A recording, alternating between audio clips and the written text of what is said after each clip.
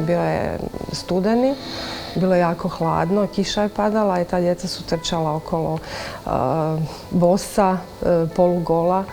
I dok su se tamo nekakve stvari rješavale, ja sam prolazeći pored jedne onako, kako reći, nastambe, jedva da se može nazvati kućom, sam vidjela tu djevojčicu iza prozora.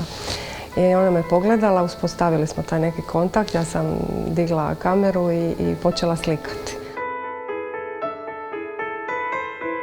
Svakodnevno imamo prilike vidjeti koliko djece, ali i odraslih osoba prosi po ulicama našeg grada. U većini slučajeva gledamo ih samo kao nekakav teret društvu i ne pitamo se zapravo da li ti novci idu da bi oni zbilja sebi kupili kruh ili već što im je potrebno ili kako to funkcionira u organiziranom kriminalu, da su obično limitirani na nekakav iznos i da li taj onda novac znači samo jednu pljusku ili jedan udarac manje.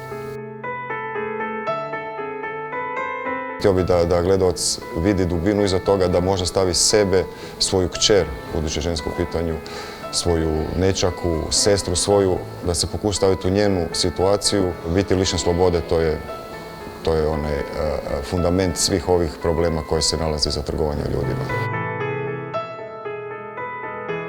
Bar kod je nekako simbolika te prodaje, tog trgovanja, a te rešetke te kao zatočenosti, znači da ona apsolutno je odvojena od svijeta, ne može ništa napraviti, pobjeći po tom pitanju, od te prodaje, od toga da će jednostavno nestati sa mjesta odakle je.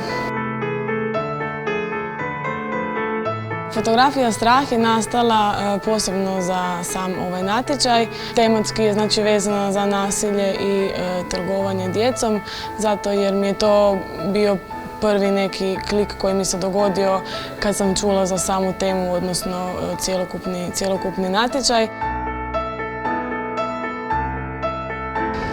Dotična fotografija je snimljena u kasnim noćnim satima, 11-12, u stanu u kojem su se obavljale te usluge.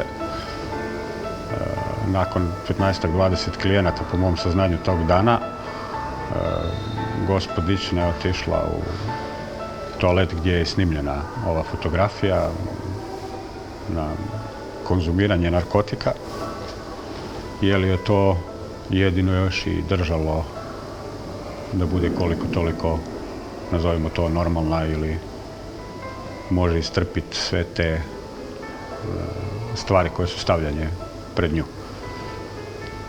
Nažalost, djevojka na fotografiji je nekoliko dana kasnije od predoziranosti preminula. Zapravo bit je njenog pogleda koji gleda prema boljem svjetlu, prema nekom dječjem parkiću, prema nekoj djeci koja se igraju, prema nekoj sretnoj budućnosti. Ona je zatvorena dole i ništa od tog njenog boljeg sutra.